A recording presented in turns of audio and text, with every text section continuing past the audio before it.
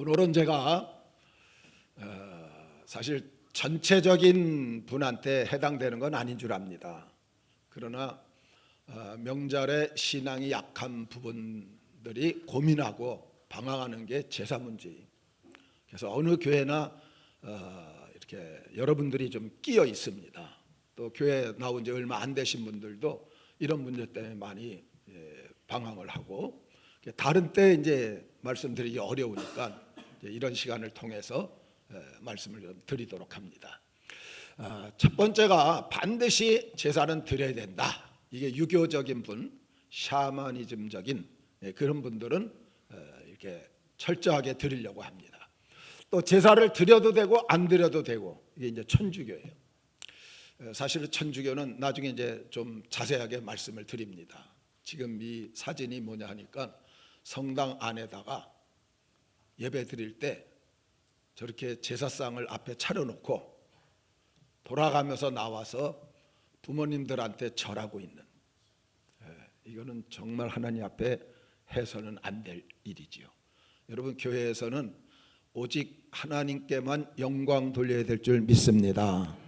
다른 뭐 사람이든 뭐든 우리가 인격적으로 인사하는 건 상관없어요. 돌아가신 분은 영혼이 떠났기 때문에 무인격에 절하는 것은 그 자리에 귀신이 들어가는 거기 때문에 이건 절대로 해서는 이제 안 되는 일입니다. 그리고 우리 개신교는 절대로 드려서는 안 된다. 이게 보수적이고 성경적인 이것이 우리 개신교의 모습입니다. 여러분, 제사에 대해서 자유롭고 해방을 누리시기를 바랍니다. 이게 참 너무나 감사할 일이에요. 어떤 여집사님이 이제 남편을 열심히 전도를 해갖고 교회 나온 지 얼마 안 됐어요. 근데 교회 나온 지 얼마 안 되면 제사를 계속 드리잖아요. 그러니까 여집사님이 제사를 안 드리면 어떡할까? 그래서 계속 얘기를 하면 다툼만 되고 이러니까 너무 마음이 괴로워서 하나님 앞에 기도하다 하나님이 지혜를 주셔갖고 제사가 한 10일 정도 남겨졌는데, 그때부터 저녁 때 남편이 퇴근하고 돌아오면 오늘 본문을 읽어줬대요. 혼자서 읽는 겁니다. 들으라고. 무릇 이방인의 제사하는 것은 귀신에게 하는 것이요 하나님께 제사하는 것이 아니니 나는 너희가 귀신과 교제하는 자가 되기를 원하지 아니하노라. 귀신에다 강조점을 두고 한 번, 두 번씩 저건 퇴근하고 오면 읽어주는 거예요. 그 다음 날도 또 퇴근하고 오면 또 읽어주고 또 읽어주고 한 7, 8일쯤 되니까 남편이 그러더래요. 알았어. 이제 귀신에게 안 할 테니까 당신 마음대로 해. 그래서 그때부터 이제 예배를 갖다 드리면서 하나님 앞에 영광을 돌리고 제사를 안 드려도 되게끔 자유를 얻게 되어졌다는 겁니다.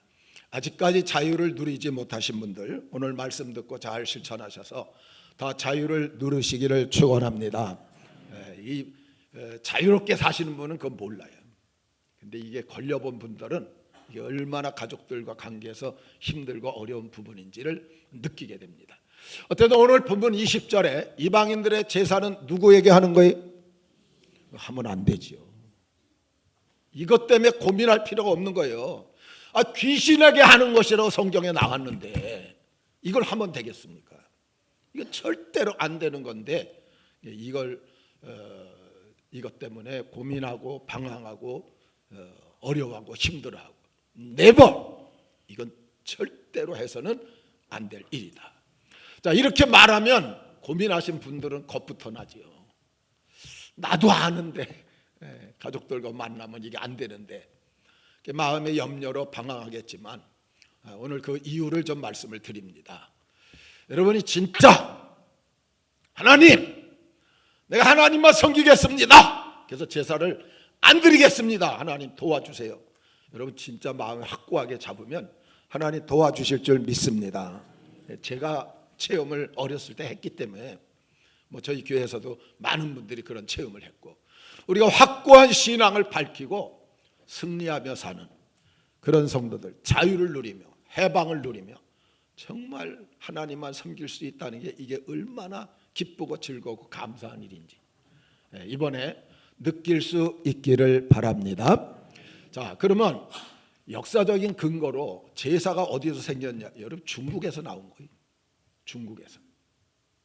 그래서 중국의 공자 이전에 하나라와 상나라 때에 이 제사는 왕권 확립을 위해서 생겨난 거예요. 그러니까 온 국민한테 왕의 조상들을 섬기게 하게 되면 자기는, 왕은 저절로 높아지게. 여기에는 뭐 쉽게 말씀드리면 제사를 드리면 복을 받는다, 이게 아니에요. 그런 개념 자체가 없었어요. 자기 왕권을 확립하기 위해서 다 엎드려 절하게끔 만든 것이 제사의 근원입니다. 그리고 초기에는 왕실에서 황제들만 제사 지냈는데, 그 당시는 제후들이 있잖아요. 각 지역에 이제 수령들이 있는데, 가만히 보니까 왕 조상한테만 절하니까 왕만 높여지는 게 되니까 자기 지역에 가서 자기 조상한테 그 백성들한테 와서 제사드려갖고 자기도 높여지려고.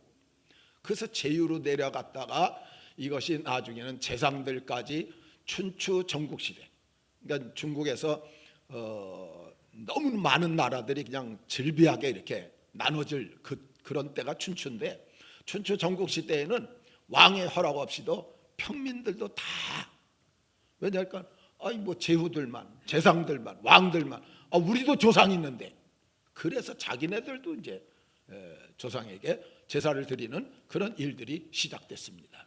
그래서 이 제사의 이론적인 뒷받침, 우리로 말하면 교리를 갖다 만든 건 송나라의 주의라는 사람이 유교, 불교, 도교의 영향을 받아서 이 유교 철학, 우리나라에서는 이제 성리학이라고 하는데, 이게 최초로 이때 만들어져 갖고 이제 제사를 갖다 드리기 시작을 한 건데, 이게 한국에 들어왔어요. 삼국시대, 고려시대. 그래서 이때 처음 들어왔을 때는 역시 특수 왕에게만 제사를 드리는, 그 당시 불교가 성행해서 조상에게는 제사를 안 지냈죠. 불교도 원래는 안 드린 거예요. 석가모니 거기서 도 닦는 거지 조상 제사가 있었던 건 아니죠.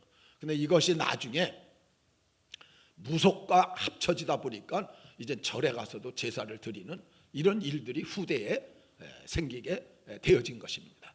그리고 13세기 고려 말에 이 성리학 영향 때문에 사람들이 위패나 신주를 모시고 제사를 드리는 사당을 짓기 시작을 했어요. 근데 아무나 하는 게 아니고 훌륭한 사람 사당만 짓는 이런 모습으로. 지금도 시골에 가다 보게 되면 어떤 사당들이 하나 있을 때 그 안에 보면은 뭐 우리나라를 섬기는 아니고 뭐 관훈장이 있는 데도 있고 막 이런 것들이 지금도 있는, 안 그러면 뭐 유명한 어떤 학자들을 갖다 거기다 세우고 지내는 그런 모습들을 갖다 보여주고 있습니다. 이것이 조선시대에 와갖고 확립이 된 거예요. 태조부터 성리학을 갖다 중심으로 진행하면서 다 제사를 드리더라고요. 근데 여러분, 실제적으로 이 제사는 양반들만 드렸지, 죄송합니다, 쌍놈들은 못 드렸죠. 그러니까 어쨌든 그래도 이제 구분적이 있는 건데, 이렇게 진행하면서 평민들이 처음에는 왕한테 제사를 드린다 하니까 별 관심이 없었어요. 관심이 없다가 나중에 조정해서 자꾸만 이렇게 장려를 하다 보니까 후에 점점 성행해갖고 이제 각 집에서도 제사를 드리는 이런 모습이 되어졌다는 겁니다. 우리나라 사람들이 제사 드릴 때 보면 사람의 영정, 그림, 그리고 나무 토막에 위패, 그래서 신주를 세우는데 보통 이렇게 쓰더라고요. 저는 초등학교 때까지 제사를 드렸어요. 중학교 때부터 예수를 믿었기 때문에 예수 믿고 나서 이제 안 드리고 어려움을 많이 당했지요. 근데 그때 쓰여진 게 이거예요. 현고 학생 부곤 신이. 현고, 현은 현현하다, 나타난다. 고는 아버지를 높여서 쓰는 말이에요. 돌아가신 아버지가 이 제사상 앞에 오신다는 게 이 현고예요. 그리고 나서 학생이라는 것은 직위를 말해요. 직위를 말하는데 높은 벼슬을 하면 벼슬을 써요. 여기다 현고 좌의정, 뭐 현고 우의정. 근데 일반 벼슬을 하거나 벼슬을 뭐 제대로 안 한 사람들은 다 학생으로 똑같이 그냥 그렇게 씁니다. 그리고 부군은 이제 높여 부르는 말이고 신인은 그 자리에 이제 오셔서 세워졌다 이런 뜻이 되는 거죠. 그러니까 이걸 갖다 쓰게 되면 이제 돌아가신 이제 뭐 아버지가 오던 또 어머니를 쓸 때는 현고라고 안 쓰고 현비라고 또 이렇게 쓰고 거기다 이제 할아버지 그러면 고자를 하나 더 붙여갖고 그래서 현고비 뭐 이런 식으로 조자 현조비 뭐 현조고 이런 식으로 붙여갖고 글자만 조금 더 이제 합쓰는 거죠. 어쨌든 이걸 안 하게 되면 그분이 안 온다는 거예요. 그럼 잡신들이 오니까 제사를 망치니까 이게 반드시 써야 된다. 그렇게 해서 쓰고 한번 쓰고 이것을 버리게 되는 이런 일들을 갖다 진행을 갖다 합니다. 그래서 이때 과일을 갖다 놓는데 조율이시라 그러죠. 조율이시 대추, 밤, 배, 감 이게 네 가지는 빼놓으면 안 돼. 이거 꼭 집어넣어야 돼. 그리고 지역에 따라서 다른 또 과일이 있으면 뭐 사과도 올리고 외국에서 바나나도 올리고 이건 이제 따로 올리되 이 네 가지가 중심입니다. 근데 이게 의미가 있어요. 첫 번째가 대추지요. 이건 대추는 씨가 하나라 왕을 가리키는 왕. 그 다음에 밤은 여러분 밤송이를 딱 까보면 거의 다 세 개. 그래서 어느 건 뭐 하나짜리도 있지만 거의 다 세 개로 돼 있어요. 그래서 요거는 영의정, 우의정, 좌의정을 가리키고 그 다음에 배는 씨가 6개인데 이조, 호조, 예조, 병조, 형조, 공조 6판서를 상징을 갖다 합니다. 감은 씨가 8개인데 뭐 요즘은 하도 이걸 갖다 종자 개량을 해갖고 씨 없는 감도 있고 막 이렇게 됐지만 기본이 8방백, 8관찰사, 또 8도의 감사 뭐 이런 사람들을 상징하고 이거 뭐를 가리키냐 하니까 이거 절대로 조상을 숭배해서 복을 받는 의미가 아니고 왕, 그 다음에 제후, 재상들 그래서 자기네 높이기 위해서 만들어진 하나의 관례일 뿐이지 이게 실제적인 처음에 종교 의미가 없었다는 것을 오늘 우리에게 보여주고 있는 것입니다. 어쨌든 여러분 오늘 본문의 말씀 마음에 딱 새기게 되면 이건 절대 안 해야 된다는 그런 마음을 가질 수밖에 없어요. 자, 다시 한번 읽어보겠습니다. 시작. 무릇 이방인이 제사하는 것은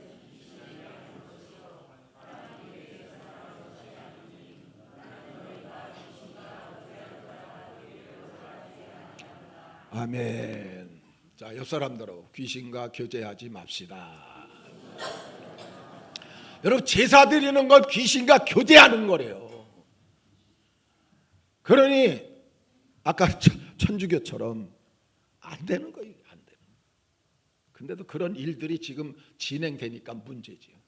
저는 사실 초등학교 때까지는 드렸어요. 그래서 초등학교 6학년 때는 이 숟갈 두드리잖아요. 그리고 절을 하면서 내가 이렇게 봤다니까 누가 와서 먹나. 그때는 호기심이 많아갖고 누가 와서 먹나 보는데 아무도 안 오더라. 그냥 우리가 데리고 나중에 우리끼리 차려서 우리끼리 먹는. 근데 이제 중학교 들어가서 예수를 믿게 됐어요. 근데 교회에서 얘기를 한 거예요. 이게 제사 드리면 안 된다고. 근데 여러분 시골에서 그 찌들으신 분들 사이에서 나 혼자 예수를 믿는데 그거 너무 힘든 거예요. 그래서 어떻게 하면 좋을까 얘기를 해보니까 뭐 말도 안 돼요. 아버님이 말도 안 되고. 근데 우리 집하고 우리 큰 집에서 제사를 드리는데 다 모여서 그냥 담이 붙었어요. 헤어나갈 길이 없어요. 그래서 하다가 나중에 기도하다 어떤 결심을 했냐니까 그래 제사 내가 안 드려야지. 그래갖고 정신 먹고 그냥 밖으로 나간 거예요. 그래서 산에 가버렸어요. 저녁 굶는 거예요. 그리고 기도하는 거예요. 하나님 나 제사 안 드리려고 산에 올라왔어요. 중학생이 산에 올라와서 혼자서 새벽 3시가 넘도록 그렇게 기도하다가 내려오고 정말 그땐 외롭기도 하고 눈물도 나고 그러더라고요.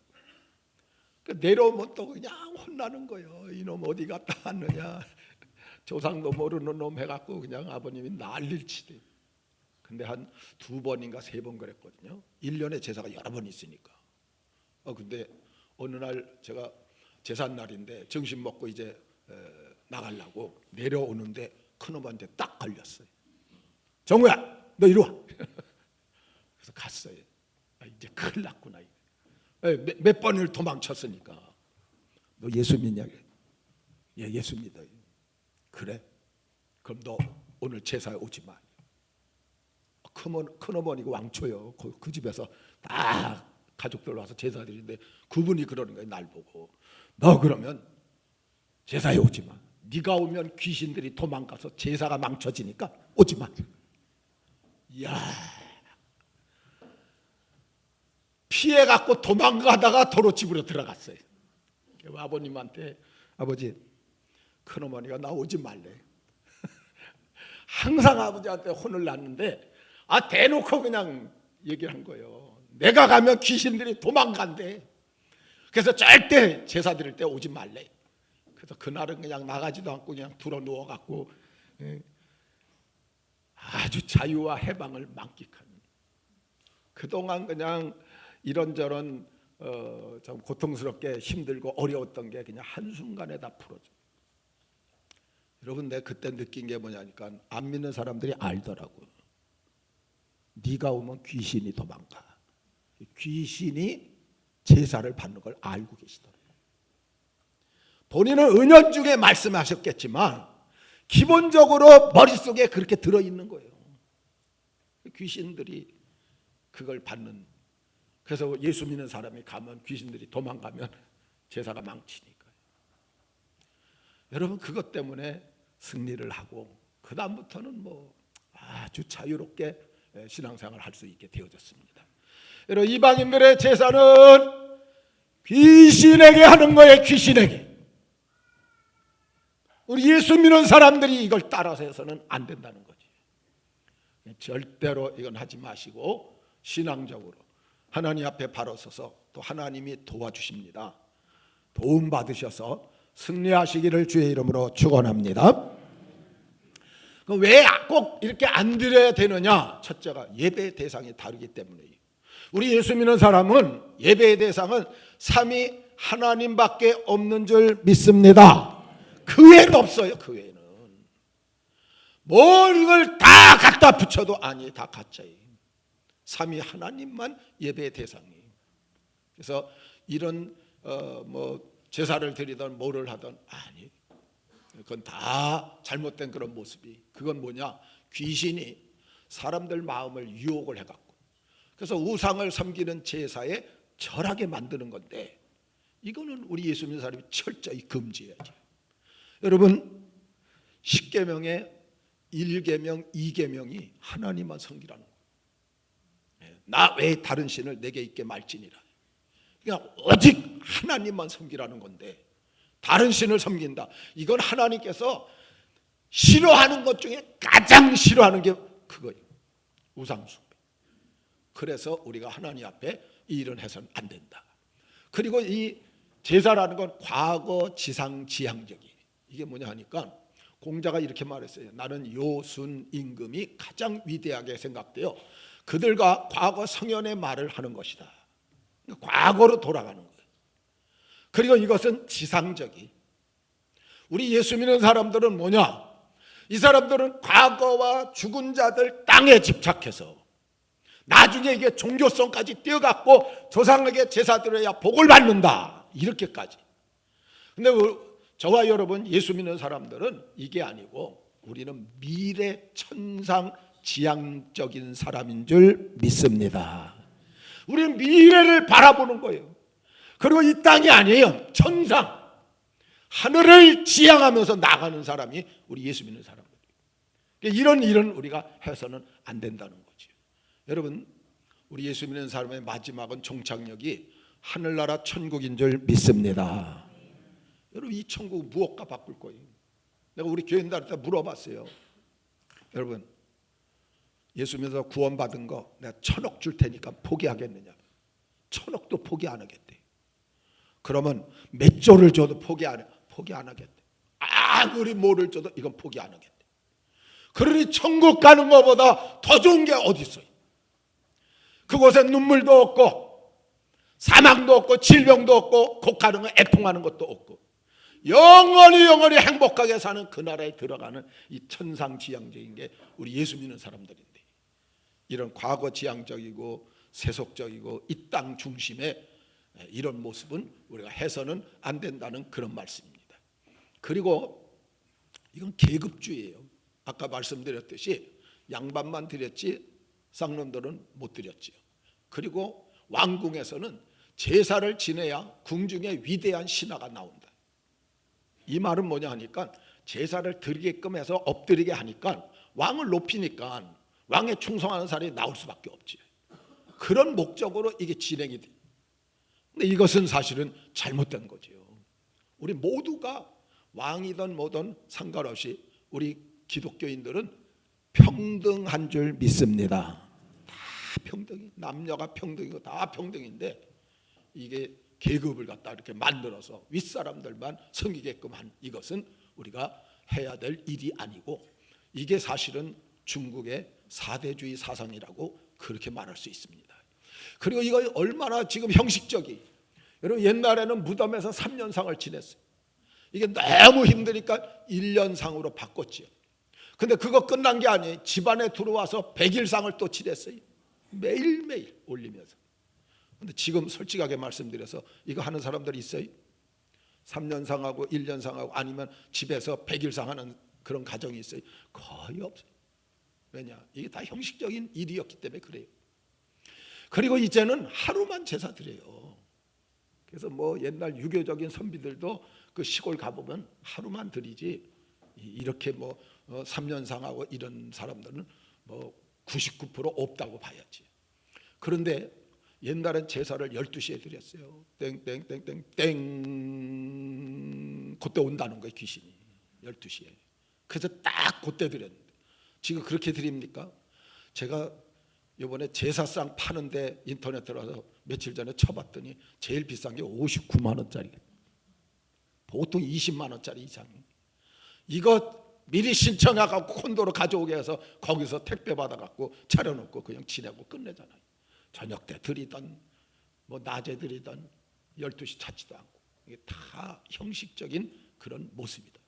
그 다음에 헛된 요행을 바래요. 조상 숭배하면 자손들의 재앙을 막아준다. 그리고 음복내가 생겼어요. 이거 원래 없던 거예요.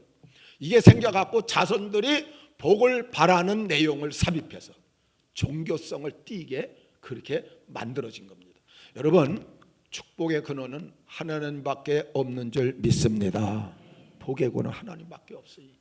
조상 잘 섬겨서 복을 받고 조상 잘 섬기면 자손들이 잘 되고 맨날 그러겠어요. 나 같으면 맨날. 근데 그게 됩니까? 안 되지요. 축복권은 하나님이 갖고 계시죠. 마귀가 한다 해도 하나님 막으면 못하게끔 되어져 있는 것이기 때문에. 그리고 우상숭배는 진노의 대상이에요. 성경에 엄청나게 많이 나와 있는데 제가 여기 몇 가지만 여기 이렇게 해놨어요. 하박국 2장 19절에 보면 우상을 섬기면 화가 있대. 화를 당할 수밖에 없어요.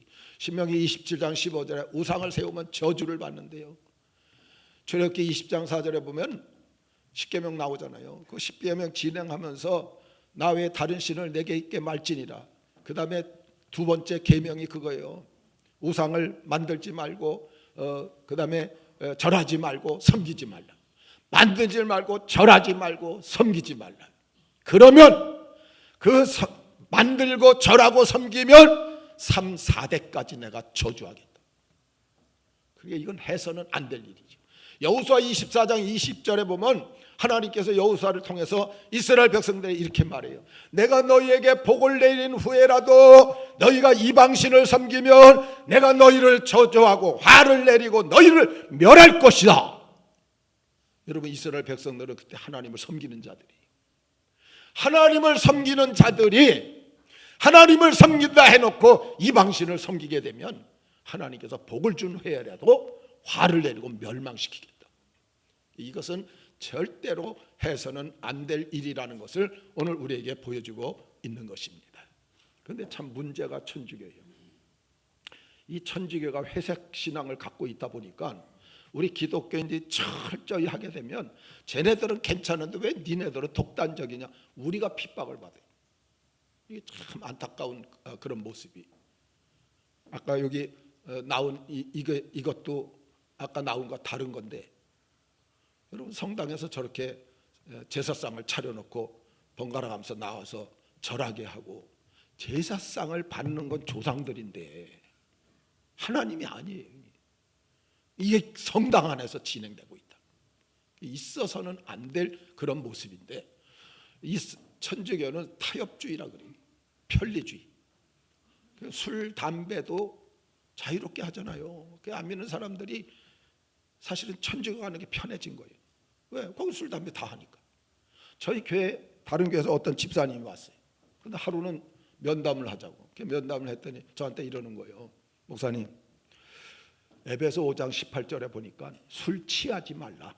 이는 방탕한 것이니 오직 성령의 충만을 받으라 했는데 취하지만 않으면 되잖아요.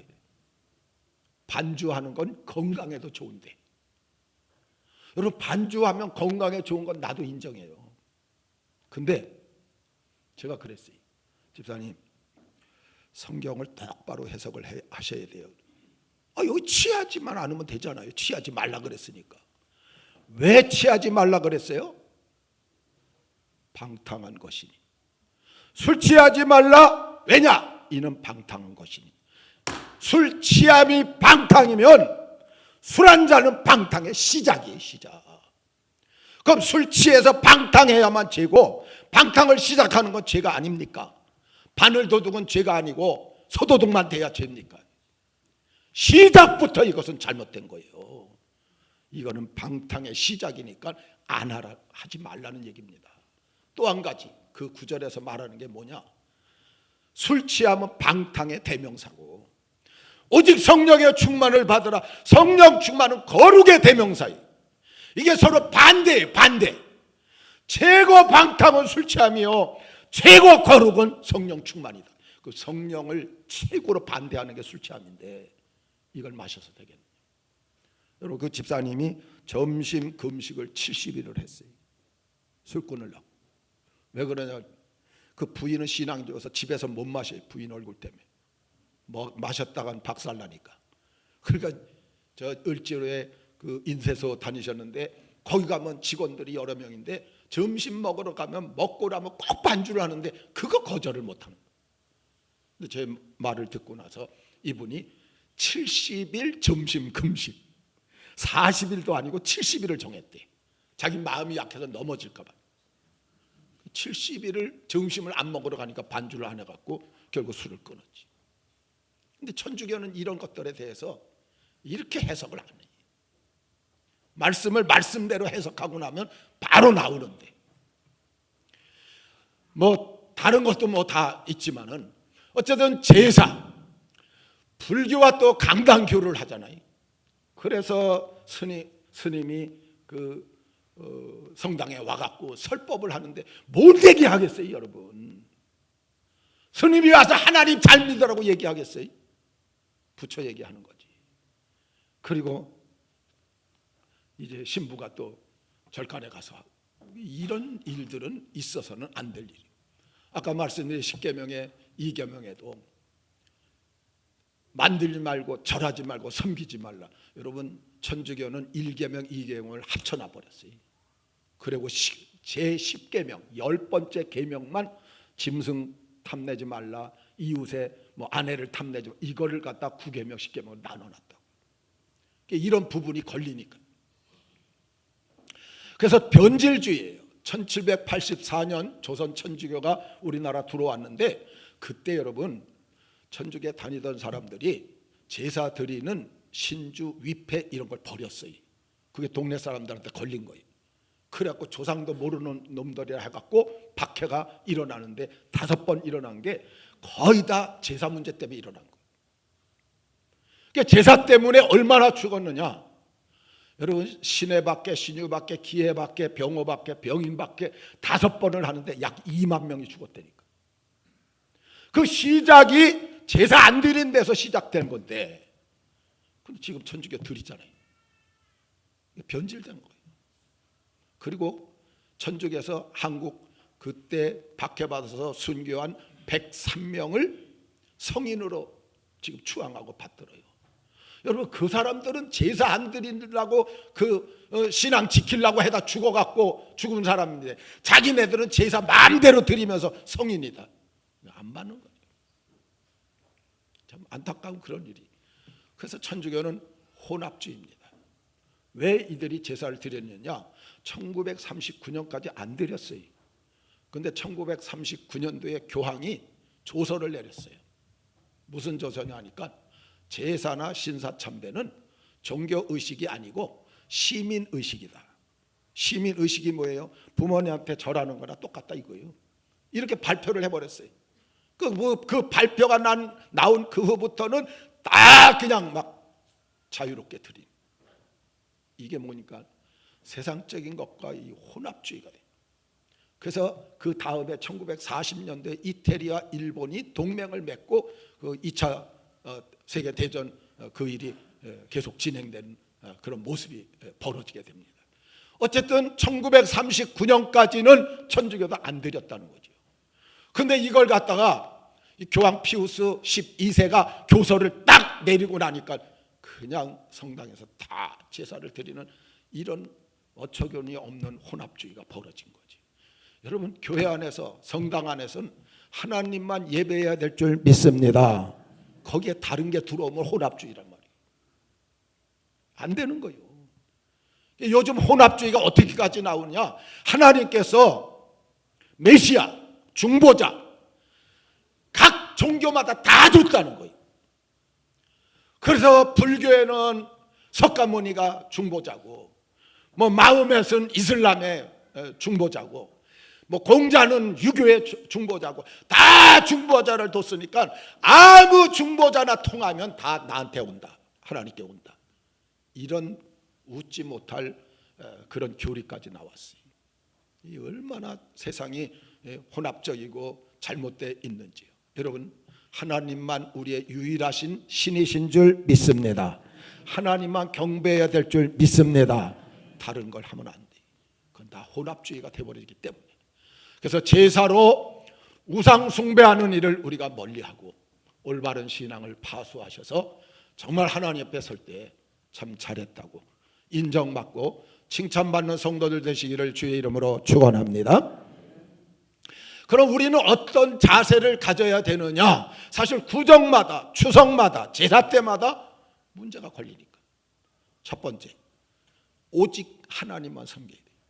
자, 옆 사람하고 오직 하나님만 섬깁시다.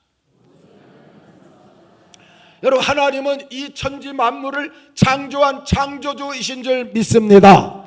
지금도 우리를 다스리는 섭리주인 줄 믿습니다. 마지막에 이 땅을 심판하실 분이 하나님이신 줄 믿습니다.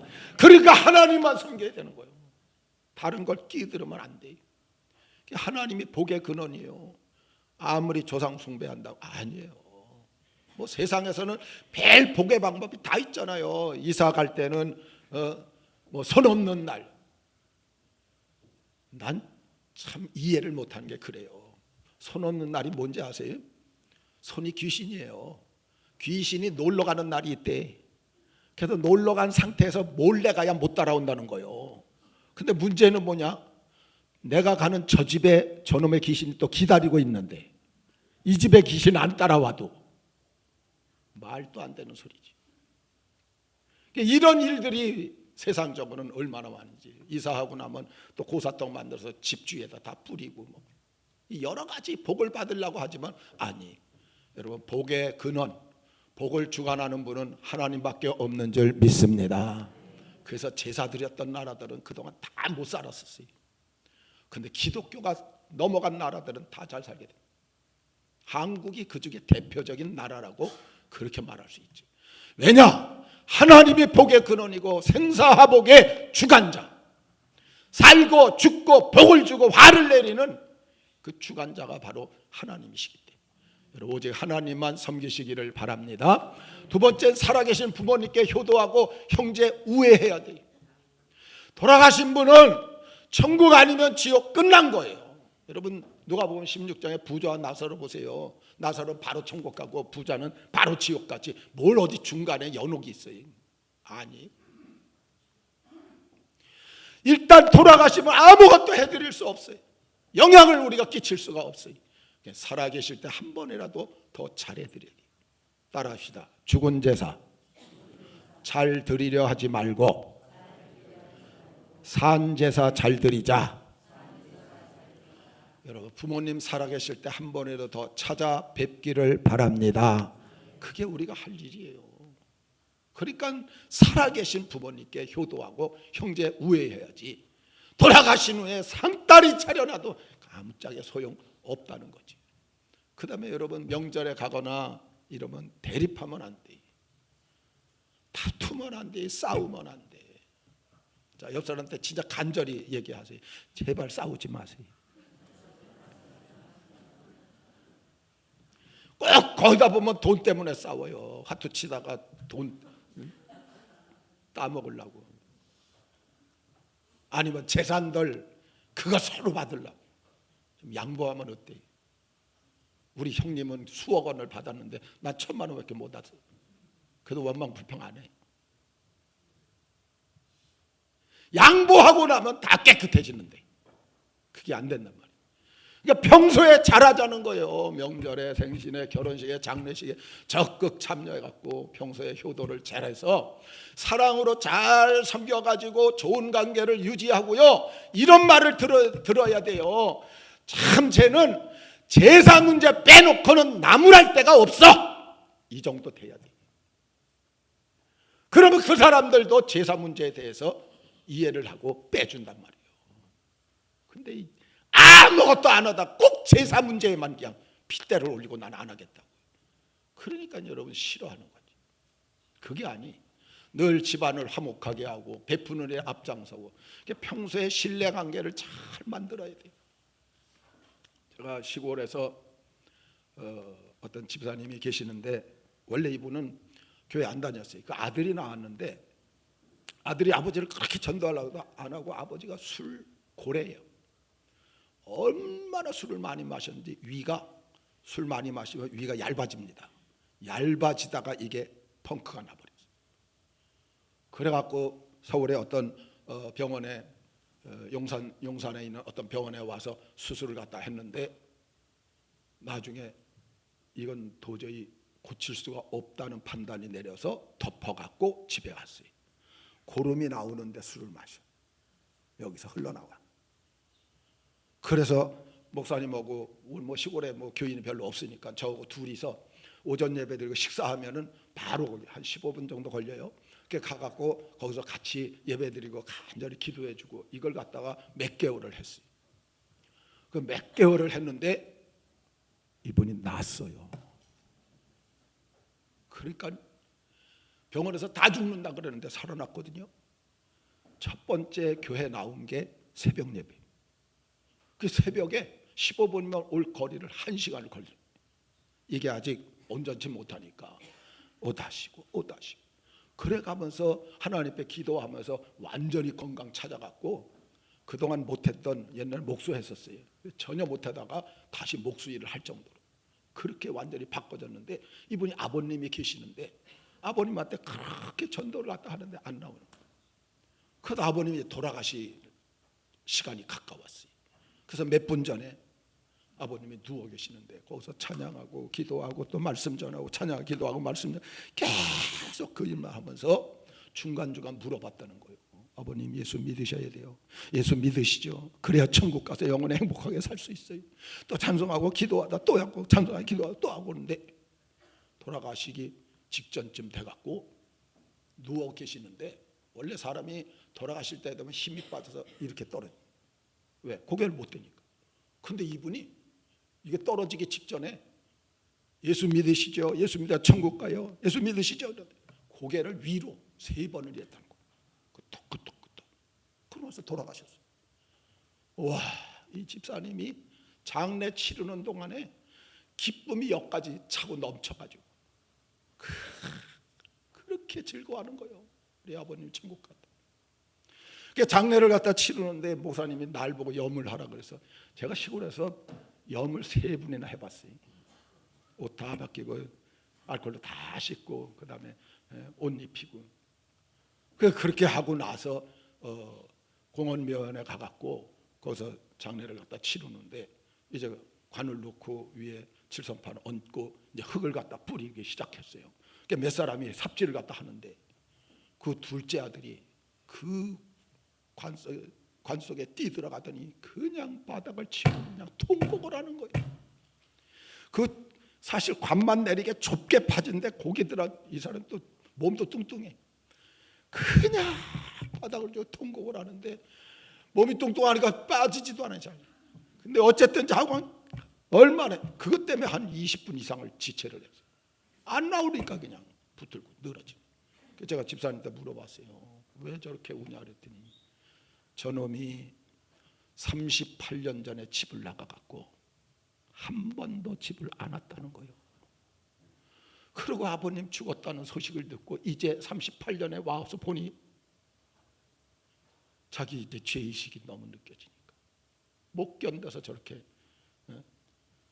저 속에 뛰더라고 저렇게 주먹을 치면서 울고 있는 거예요. 사랑하는 성도 여러분, 돌아가신 후에는 아무 소용없어요. 살아 계셨을 때 한 번이라도 더 찾아가고 한 번이라도 더 효도할 수 있기를 바랍니다.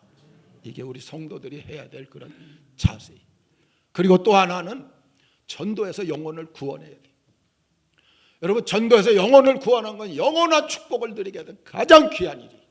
이것보다 더 큰 효도는 없어요. 아까 말씀드렸잖아요. 이거는 매덕가도 못 바꿔요. 맷조와도 못 바꿔요. 이 세상에 무엇을 다 해드려도 이것과는 비교가 안 되는 천국의 영생복락을 누릴 수 있도록. 그런데 여러분, 이게 민족적으로 범죄를 하는 날이 구정이고 추석이란 말이에요. 여러분들이 전도해서 한 명이라도 예수 믿게 하게 되면 나라 국가를 살리는 일도 돼요. 이것은 안 하면 안 되는 일이라는 거예요.